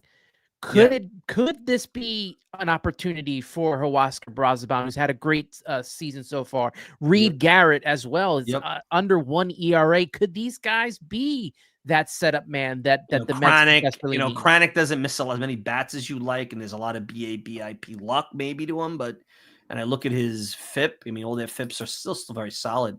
You have Kranick in there. This Castillo character, I think he's probably more lefty-centric. I thought Budo at some point, I'm not so sure about that. The walks are just too high. Chris Davinsky's not, he was an elite. He's not going to be here. I don't think he's going to be here, but, there's a resume there. It's been a long time, but there's a resume there. The guy that I thought, and I'm not so sure now because I think he's a little screwed up and they're giving him the Beatty treatment, is Daniel Nunez. He just not the same pitcher. I don't know if it's the owner injury. That was the guy that I thought was going to be the backup closer from within. So I think you're right. Can it be Nolan McLean coming up at some point? Blade Tidwell, Dom Hamill. I'm just throwing names out there. I think ultimately, out of all the things that you could acquire at the deadline, there has to be a pathway to acquire a veteran bullpen arm that has closing experience and can pitch at a high level. Maybe it's a reclamation like Bednar, like they reclamated Addison Reed, which then you could argue, why do that if you have guys internally? Because there's a resume. There's the kid you don't know, the resume you do know. And then you have all these starters. And I don't think Holmes will ever get back to the bullpen. But, he could be that guy late into this year. Part of me has thought, if you innings cap him and you have a strong starting 5, not that I think he's going to want to do this, but it was he's a starter. And I don't think they'd want to switch it that way. But at least for the postseason, on his throw day, maybe that's your guy. Be very interesting to see how they play this out. I think out of all the things that I could expect at the deadline, a bullpen arm is it's not easy with supply and demand because things will change between now and July 31st, but it's probably a lot easier than finding an impact bat. And it's probably not as expensive. Let's remember that. It's not as expensive. The beautiful thing for the Mets is I don't think they need a starting pitcher. Now we say that today. Sandy Alcantara, buy low, you want to bring him in. I don't necessarily think there needs to be a Jack Flaherty type deal for the Mets. I think that they have probably too many starters and they don't have enough space. That's crazy.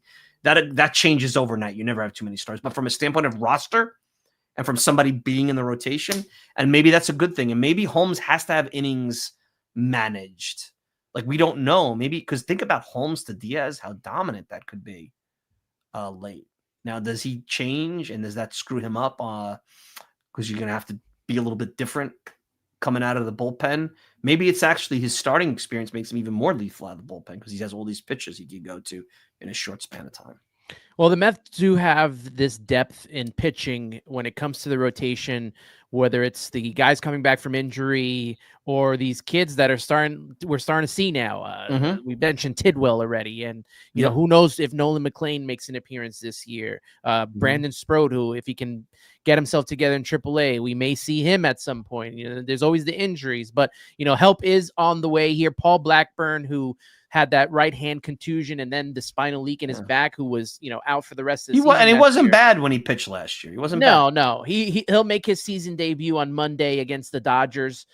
He was 2-2 with 3.68 ERA over 7 minor league games during the rehab assignment, and 2-1 with a 2.70 ERA and 17 strikeouts in 20 innings pitched with AAA Syracuse. Like you mentioned, he had a 5.18 ERA, but his starts last season, very interesting to see him. And you talk about Sean Manaea too. Right oblique strain, threw a bullpen session on Thursday that went well. He'll throw another session on Monday, a 2-inning live bullpen. And Mendoza said he could throw another live bullpen before a rehab start. Frankie Montas, we've seen right lat strain, showing improvement in his second rehab start from High A Brooklyn. How do these guys, fit into this pitching staff? Yeah. Who do you send down? Who's the odd man now? We got Tyler McGill in here. We talked about Canning. We talked about Clay Holmes, Max Kranick. You can talk about in the bullpen as well. Jose Buto, he's out of options. There's so many options on how to fix this. Yeah, I mean, they don't have a lot of options. I mean, Kranick, I think, has options. I mean, Kranick could be a casualty here too, right? McGill has options. I'd have to go. I'm going to try to bring up roster resource real quick because off the top of my head. So this is the whole thing. The depth of a player is options because they could be playing as well as they can be, and they get sent down. It also hurts their service time and their free agency clock. But if you look at the pitching right now, McGill has options. Actually, Kodai Senga does. He ain't going down. Peterson has an option. I can't see them sending him down. Reed Garrett has an option. Probably not, but you never know. Max Kranick, very likely to get sent down. And Huascar Brazenbon has options. So, he gets into a little bit of a slump or he's overused. They might send him down briefly. I have a feeling that McGill goes down when Montas comes back. And then I think one of the relievers has to go down when Manaea comes back. And I assume that Davinsky and I think Canning goes to the bullpen. I think Canning goes to the bullpen. Yeah, as a bridge. I just think that's the way it's going to be. I assume Davinsky will go down with Blackburn coming up on Monday. Okay, yeah, that's a given. See, I was thinking more Blackburn is part of the situation there. They may do, sometimes the Mets throw out the pitchers for multiple innings in a game and they'll send them down, let them get their rest, and then bring them back up. But, outside of Davinsky, Kranick, and I think Budo, even though he has no options, I think he may be on the hot seat here. And when Mets made trades, remember they traded some relievers last year for Maton, and those guys are looking good in their mind. Some of that has to do with at the deadline. The Mets might have guys that are going to have to be this winter put on the 40-man roster, and they're like, I don't have room for them. So let's get something for them. And we don't think that they're high potential at that point. The Mets have, both on the positional player side, everyone talks about the pitching side, tremendously difficult decisions, but even on the positional player side, this is a beautiful place to be. But it's also a tough place to be because if you make a mistake and you expose someone to waivers or you trade them because it's from an excess, and then all of a sudden 3 weeks later, you've hit the injury bug, you're like, really, I wish I had that guy. It's a tough spot. And that's why I'm always been like, even when they haven't played well, I'm like, I don't see anything here that bothers me. I'm not saying they're going to win a championship. Anything could happen in the postseason. Yeah. I think they are well set up in a tough National League that right now, if you look at the league, you have two really tough teams in the NL East and this Braves team, which we really don't know. You have, the Cubs in the Central. Not so sure I believe in the Cardinals, but the Brewers are still a force. And then you've got, outside of Colorado, 4 really good teams. You got San Diego, San Francisco, LA, 3 really good teams in the West. And Arizona, we're not so sure yet, right? So they could always be like this year's Mets that just get off to a bad start. you have legitimately for 6 spots, you have 8 or 9 teams. And there's going to be 2 really decent teams. Last year, the Arizona was a decent team that didn't make the postseason. This year, it could be more than that. And you have to play at a high level, or else I don't care how good you are. You might be a 90 win, 91 win, 92 win team that's not winning your division, and you're fighting for a third wild card if these teams continue to play at these levels. And that's why you look at the Mets, you're like, okay, these are good problems to have. These are going to help them through their periods where the bullpen is overworked, that maybe there's a slump in the rotation, injury, Winker going down. They haven't really felt that bat being missed. I just think they're set up well. I think they really are. And I think they're going to be in the tournament. And then once the tournament starts, like that's a whole different conversation. Like right now, I'm just about, and that's why I'm like, okay, if they're not going to have one of the top 2 records in this sport, which they could, but that's hard. You got to play at a high level. But once you settle in and you see that not being achievable, at that point, I don't think it really matters. You win a division, you finish wild card. It's a matter of, do you want to be at Citi Field or not at that point, in my opinion. I want to wrap up the show with a couple of more comments here. Carl McNeil saying when Minaya and Montas return, things will sort themselves out. You can't have 8 starters, so a couple of pitchers will have to move to the bullpen. He can't wait to see Montas. Ethan K saying it's a good problem to have with all this starter depth. So you won't complain, because if you remember, was it 2021, all the scrap heaps they were throwing in there during the season. Even last year, they had someone make a scrap heap. And I'm drawing a blank. Julio Teheran. Was it Julio Teheran that made a start last year? Yeah. Yeah. That was Jose Arena this year. Jose Arena this year, right? But that was just because they needed to shuttle an arm. They don't need, if they have a need for an extra starter for a doubleheader, they got those guys. Now they have them even more so when it's all said and done. So good problem to have. I feel good about them. Obviously, there's a lot of work to do. Hopefully they take care of business this afternoon against the Rockies. They're 15 over, another benchmark. June's going to be a little tough with a lot of road games. LA, Philadelphia. We're going to learn a lot about where exactly they need to go at the deadline this month. Even though we're past that, hey, we kind of know what the Mets are. Like, let's face it. We know what they're all about, this team. Now we're learning, okay, who are these solutions? Yeah. And I think June is going to be a big part of that, because you got pitchers coming in.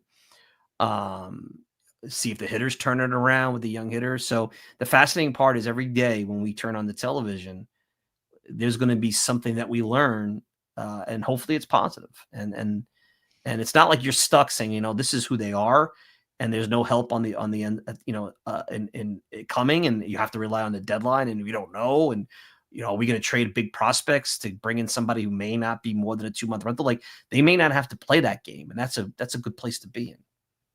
Carlos Ramos to close out the comments here. I feel like when this show finishes, Mike is going to tell us while he grabs his blazer, he's about to go have brunch with Steve Cohen. Listen, Steve Cohen shouted out Ernie Dove. He didn't shout me out, man. Good for Ernie Dove too. But if Steve Cohen wants to have lunch, and anybody wants to, I could certainly tweet at him. I don't know. Maybe I'm too honest. Maybe I've been too combative with mainstream media. What the funny part is, we talked about doing this, and Michael K had made a comment about content us being creators. Fleas.